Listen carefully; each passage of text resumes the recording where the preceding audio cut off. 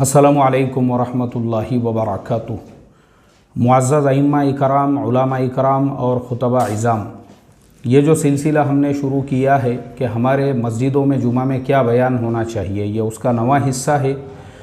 और त्रिपुरा के जो हालात हमारे सामने हैं, हर इमाम ने कल के अपने खुतबे में जुमा के बयान के अंदर पूरी उम्मत मुस्लिमा तक इस पैगाम को पहुँचाना चाहिए कि किस तरीक़े से हमारे मस्जिदों को, मदरसों को, वहाँ पे मुसलमानों के कारोबार को बर्बरियत का निशाना बनाया गया है और उसके लिए हम क्या कर सकते हैं। एक तो अमली इक़दाम है, वो ये है कि हम अपने मुल्क के जो वज़ीर आज़म हैं, गृह मंत्री है और जो मिनिस्ट्रीज़ है, उनको हम ईमेल करें और उनको ये कहे, उनसे ये रिक्वेस्ट करें कि त्रिपुरा के जो बेगुनाह बेकसूर मुसलमान हैं, जो मज़लूम हैं, उनके ऊपर ये जो जुल्म बर्बरियत के पहाड़ तोड़े जा रहे हैं। तकरीबन 16 से ज़्यादा मस्जिदों को शहीद कर दिया गया, सैकड़ों के कारोबार को बर्बाद कर दिया गया।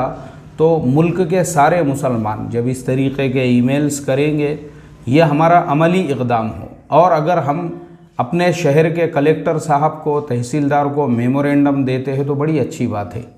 इंशाअल्लाह हमारे इस्लाह मुआशरा फाउंडेशन की तरफ से भी हमारे एक तो एडवोकेट वसीम शेख साहब है, हमारे ख़ुद फाउंडेशन के पैनल पे है वो।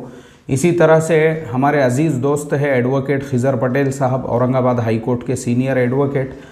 और ऐसे ही हमारे एडवोकेट फ़ेरोज़ ख़ान तांबोड़ी सांगली में माशाल्लाह वो प्रैक्टिस करते हैं, मेरे बड़े अज़ीज़ दोस्त है वो भी, और फाउंडेशन के मुआविन भी है। तो ये तमाम लोगों से मैं राय मशवरा लूँगा और जो भी हमको उसका पूरा का पूरा जो यानी उसका जो पूरा का पूरा मज़मून है, जिनसे भी हमको मिल सकता है वो लिखकर हम लेंगे और फिर फाउंडेशन के लेटर हेड के ऊपर उसको जो है हम भी इंशाअल्लाह हमारे मुल्क के वज़ीर आज़म साहब तक, और वज़ीर दाखिला है, प्रेसिडेंट है, और त्रिपुरा के जो वज़ीर आला है और वहाँ के जो आला ओहदे दौरान हैं और वहाँ के जो कमिश्नर साहब वग़ैरह वग़ैरह है, सब तक हम पहुँचाएँगे कि भाई देखो इस तरह से जो जुल्म सितम हो रहा है, पूरे मुल्क के रहने वाले जो करोड़ों मुसलमान हैं, बल्कि पूरी दुनिया के अंदर, वो इन हालात की वजह से परेशान हैं कि क्यों ऐसा किया जा रहा है। तो ये हो गया हमारा अमली इक़दाम। दूसरा, दुआओं के ज़रिए से, यानी हमारी हर मस्जिद के अंदर कल जुमा में खुसूसी तौर पर उन मुसलमानों के लिए दुआएं हों और हम दुआओं का खुसूसी एहतमाम करें और अल्लाह से रोकर और गिड़गिड़ा के वहाँ के मसाइल के हल के लिए हम दुआ करते रहे। ये दूसरी चीज़ हो गई। तीसरी चीज़ ये है कि हमारी कौम के जो नौजवान हैं, जो सोशल मीडिया पे खाली बड़ी बड़ी बातें करते रहते हैं, ये सोशल मीडिया पे बातें करने का वक्त नहीं है, बल्कि अपने आप को भी इस काबिल और इस लायक बनाने का है कि कभी हम अगर ऐसे हालात का शिकार होते हैं तो हम उसके दिफा के लिए क्या कर सकते हैं। मतलब हमने गुटके खा खा के अपनी जो सीने हैं, अपनी जो छातियां हैं, उसको पूरा खोखला बनाया हुआ है।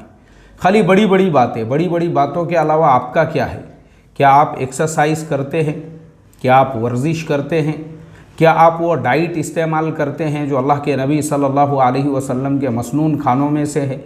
क्या आपको आपकी सेहत का ख्याल है? क्या आप रोज़ाना दौड़ते हैं? क्या आप रोज़ाना भागते हैं? क्या आप रोज़ाना वर्जिश एक्सरसाइज करके आपने अपने दिफा का क्या इंतज़ाम किया हुआ है? ये फ़र्ज़ है आपके ऊपर, लाजमी है ये। आप भारत में अगर रहते हैं तो भारत का कानून खुद आपको ये कहता है कि आपके जान की हिफाजत ये आपके लिए लाजमी है और ख़ुद अल्लाह ताला का हुक्म है अपने जान की हिफाजत करो, वो फ़र्ज़ है आपके लिए।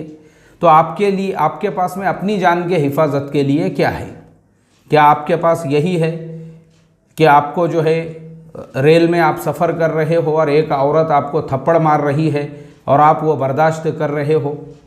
इसी तरह से जैसे लखनऊ के अंदर चौराहे के ऊपर एक औरत उछल के मार रही है और आप उसको बर्दाश्त कर रहे हो, या फिर यही है जिस तरह के वाक़यात रोज़ाना हम देखते हैं, रोज़ाना हम सुनते हैं, तो आपके पास में अपनी हिफाजत के लिए क्या है?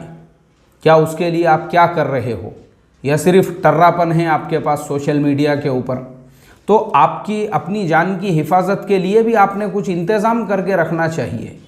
आपने खुद अपने आप को तैयार करना चाहिए, आपने वर्जिश करना चाहिए, आपने एक्सरसाइज करना चाहिए, आपने गुटखे खाना छोड़ना चाहिए, आपने तंबाकू खाना छोड़ना चाहिए, आपने रात में 2-2 4-4 बजे तक जो है ना होटलों के टेबलों पे बैठ के अपने आप को बुढ़ा करने से बचाना चाहिए।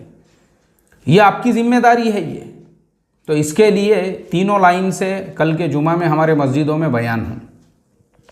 पहला तो ये कि वहाँ के जो हालात है उसकी मजम्मत के अंदर हम अपने ज़िले के कलेक्टर को, तहसीलदार को मेमोरेंडम दे। दूसरा हमारा ये कि अगर नहीं मेमोरेंडम दे सकते तो फिर कम से कम ईमेल भी करें हम, अगर मेमोरेंडम दे भी रहे हैं, नहीं भी दे रहे तो सबको हम ईमेल करें। दूसरी चीज़ उनके लिए दुआएं करें, दुआओं का खुसूसी एहतमाम करें। और तीसरी चीज़ आपके ऊपर आपके जान की हिफाजत की भी जो भी फ़र्ज़ है, उसकी हिफाजत के लिए आप अपने आप को क्या कर रहे हो, वर्जिश करके, एक्सरसाइज करके, अपने डाइट पे ध्यान दे के, और ये गुटखे, तंबाकू, बीड़ी, सिगरेट ये छोड़ना ज़रूरी है, लाजमी है। इसीलिए मैं इन चीज़ों को मकरूह नहीं कहता हूँ, सराहतन हराम ही इसलिए कहता हूँ, नाजायज़ इसीलिए कहता हूँ कि यही चीज़ें इंसान को जवानी में बूढ़ा बनाती हैं। यही वो चीज़ें हैं जिसकी वजह से अगर फूंक दिए तो भी डर लगता है कि सामने वाला कहीं फूंक से ही ना गिर जाए बोल के। क्यों? गुटखे खा खा के उसका सीना जो है पूरा खोखला होया हुआ है। अल्लाह हिफाजत करे। तो आपने अपनी जान की हिफाजत के लिए क्या किया? एक्सरसाइज करना, वर्जिश करना और अपने खाने पीने पे ध्यान देना और नशे की सारी चीज़ों को छोड़ना, ये फ़र्ज़ है आपके ऊपर। अल्लाह हम तमाम को अमल की तौफ़ीक़ अता फ़रमाए। तो ये कल के जुमा में हर इमाम का टॉपिक होना चाहिए। अस्सलामु अलैकुम व रहमतुल्लाहि व बरकातुहू।